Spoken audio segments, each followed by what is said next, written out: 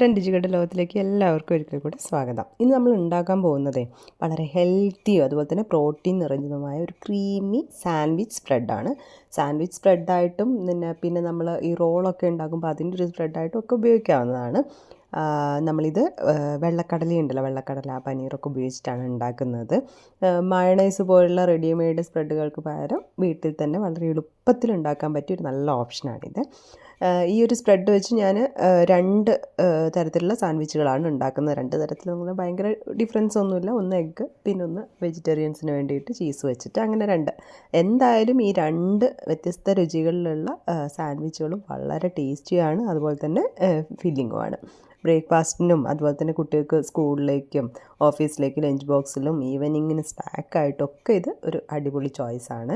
പിന്നെ ഈ സ്പ്രെഡ് നമ്മൾ ഒരിക്കലും ഉണ്ടാക്കി കഴിഞ്ഞിട്ടുണ്ടെങ്കിൽ ഫ്രിഡ്ജിൽ സൂക്ഷിക്കാൻ പറ്റുന്നതാണ് കുറച്ച് ദിവസമൊക്കെ. അപ്പോൾ ആവശ്യമുള്ളപ്പോൾ വളരെ പെട്ടെന്ന് സാൻഡ്വിച്ച് തയ്യാറാക്കുക. അതുകൊണ്ട് തന്നെ തിരക്കുള്ള ദിവസങ്ങളിൽ ഇത് വളരെ ഉപകാരപ്പെടും. അപ്പോൾ എന്തായാലും സമയം കളയാതെ നമുക്ക് ഈ ഹെൽത്തിയും ടേസ്റ്റിയുമായ സാൻഡ്വിച്ച് സ്പ്രെഡ് എങ്ങനെ തയ്യാറാക്കുന്നതെന്ന് കാണാം.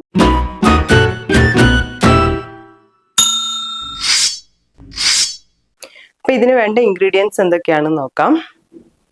അപ്പം നമ്മൾ ഇതിന് വേണ്ടി എടുത്തിരിക്കുന്നത് പനീറാണ്. കുറച്ച് നമുക്ക് ആവശ്യത്തിനനുസരിച്ചിട്ടുള്ള ആ സ്പ്രെഡ് ഉണ്ടാക്കാൻ ആവശ്യമായിട്ടുള്ള, ഇപ്പോൾ ഞാൻ ഇങ്ങനെ കട്ട് ചെയ്തിട്ടുണ്ട്, ഒരു 6 പീസ് എടുത്തിട്ടുണ്ട്.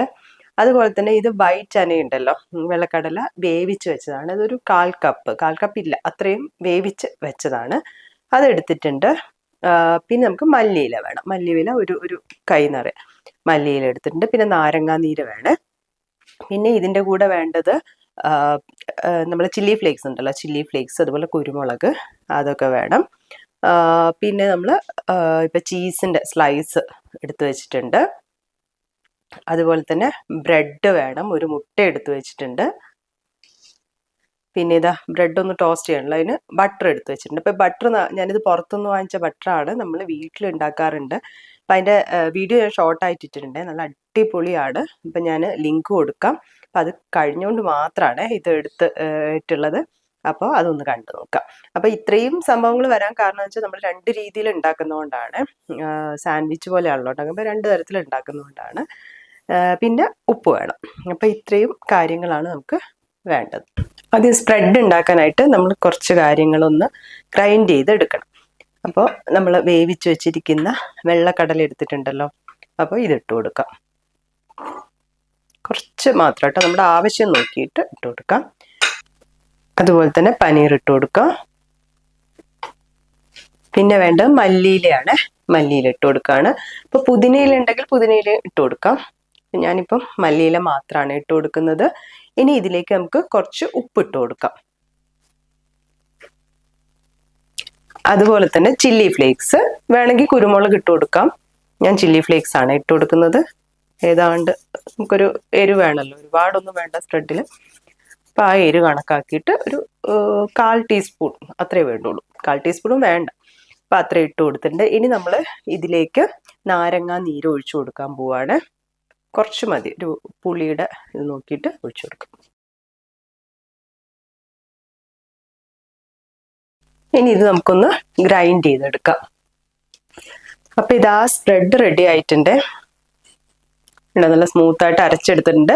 ഇനി ഇപ്പം ഞാനിതിൽ ഓയിലൊന്നും ചേർത്തില്ല. നിങ്ങൾക്ക് വേണമെന്നുണ്ടെങ്കിൽ പിന്നെ ഒലീവ് ഓയിലൊക്കെ ഉണ്ടാവില്ലേ, ഒലീവ് ഓയിൽ ചേർക്കാം. ഇനി യോഗട്ട് ചേർക്കാം.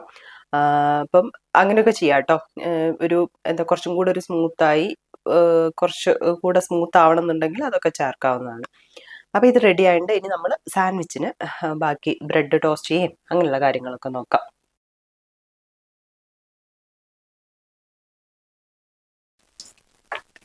അപ്പോൾ നമുക്ക് ബ്രെഡ് ടോസ്റ്റ് ചെയ്യാം കേട്ടോ. അപ്പോൾ അതിന് വേണ്ടി ഞാൻ കുറച്ച് ബട്ടർ ചേർത്ത് കൊടുക്കുന്നുണ്ട്. വെറുതെ ടോസ്റ്റ് ചെയ്താലും മതി.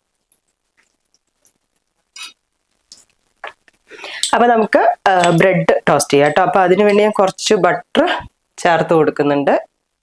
വെറുതെ ടോസ്റ്റ് ചെയ്താലും മതി.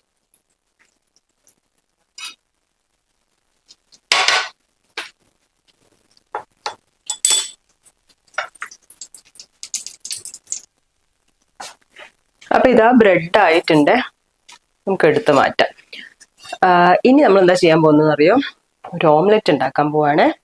ഒന്നുമില്ല, ജസ്റ്റ് കുറച്ച് ഉപ്പും അതുപോലെ തന്നെ കുരുമുളക് പൊടിയും ചേർത്തിട്ട് ഇനി ഇതിലേക്ക് ഒഴിച്ചു കൊടുക്കാം.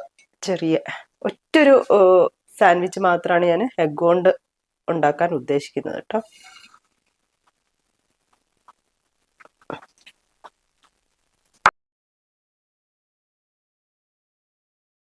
വേണമെങ്കിൽ ഒന്ന് തിരിച്ചിട്ട് കൊടുക്കാം.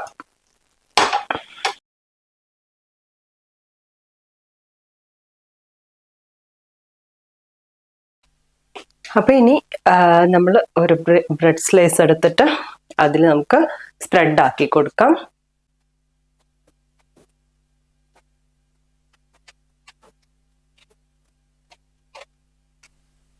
രണ്ട് സ്ലൈസിൽ നമ്മൾ ആക്കി കൊടുക്കുവാണ്. ഇനി ഞാൻ ഇതിലേക്ക് നമ്മൾ മുട്ട ആക്കി വെച്ചിട്ടുണ്ടല്ലോ, അതുകൂടെ ചേർത്ത് കൊടുക്കാം.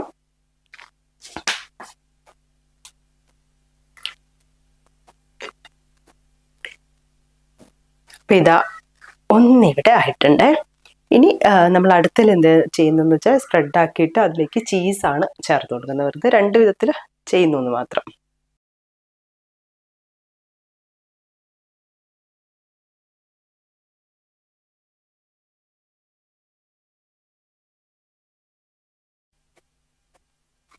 അപ്പം ഇതുമായിട്ടുണ്ട്. ഇനി ഇതിപ്പം ബ്രെഡിന് ചെറിയ ചൂടുള്ളത് കൊണ്ട് എന്താ ചീസ് ചെറുതായിട്ട് മെൽറ്റ് ആവും. ഇല്ലെങ്കിൽ ഒന്നും കൂടെ ഒന്ന് ചെറുതായിട്ടൊന്ന് ടോസ്റ്റ് ചെയ്തെടുത്താൽ മതി.